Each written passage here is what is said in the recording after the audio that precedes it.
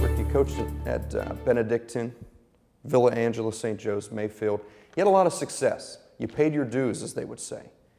But to make the jump from defensive coordinator at Mayfield to St. Edward's head coach, were you surprised by that at all? No, the one thing you see in sports sometimes when you see successful programs and great programs with tradition like St. Edward, they've had coaches in the past with head coaching experience, and there's that one school of thought, either go with somebody with experience a little bit older or maybe give a young guy a shot with a lot of energy, and they went in that direction, and I'm grateful for the opportunity to showcase my talents, but most importantly to get the coaches that I believe are great for kids, great football coaches around these type of kids to improve and enhance their lives and make them better men. It's making a St. Edward football program and the St. Edward community much better.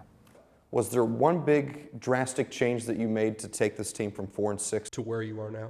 Commitment from the coaches and the kids, a collective commitment to excellence on a day-to-day basis. Every week started with a certain quote, and analyzing that quote as an inspiration to take us on through the week. And the one philosophy that I have in dealing as a head coach or even a position coach and a coordinator was to kind of take care of your own house, take care of your kids. Every year, tradition only takes you so far. It goes to the point where those kids on the field have to produce and these coaches have to produce. And, this is our time. Great history of football here at St. Ed's. But in other sports, they've won over 35 state titles. Football's not one of them. Now, you yourself have won one as a player. You won one as a defensive coordinator.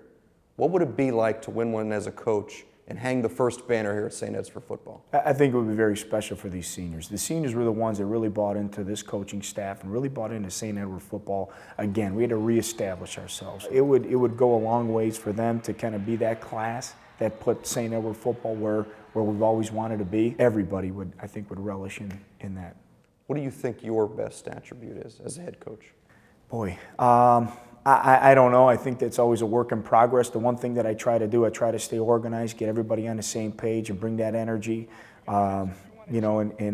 Kids hate practice, but I love it, so, I'm always into them. And the one thing that I think I do is I know everything about every kid in the program. What city they're from, about their family, what kind of grades they're getting in the classroom. I'll sit in the classroom with some of the kids if they're struggling behaviorally, but I also know the good stuff that they're doing too. And I think that's important. You have to know the kid. It's not so much what I know as a coach, it goes back to how much I care about them. I think we'll get the most out of them. And if you could change one thing, if there's a worst quality that you have, the worst quality, what would you like to improve? I think there's the point of diminishing returns. I'm such a grinder. I grind myself to the point where I just work nonstop, make the staff work, the kids. You get to that point where you want to see perfection, and it's hard. They're 16, 17, 18-year-old kids. You're not going to get it perfect. But the one thing that I can demand perfectly is effort and desire and the will to succeed and do everything. The effort and the attention has to be there. What's the biggest difference in your mind and the way you prep your guys between a regular season game and now in the playoffs? Becoming a champion, it's not a light switch.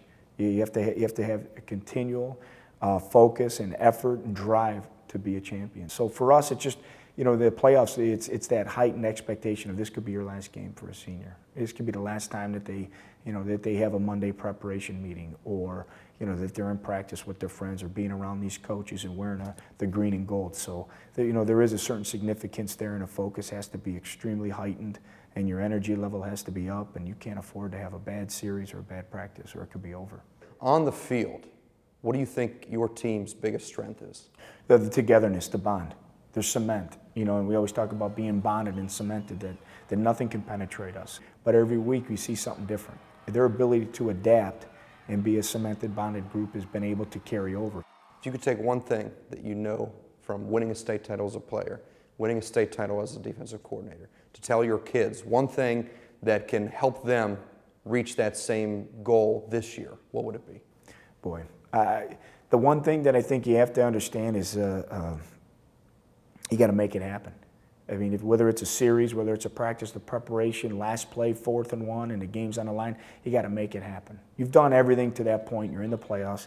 You've done all the preparation. You can't practice anymore. You can't get another bench press or a squat in. But right then and there, that desire's got to show through and that make it happen. You got to make it happen. Got to do it.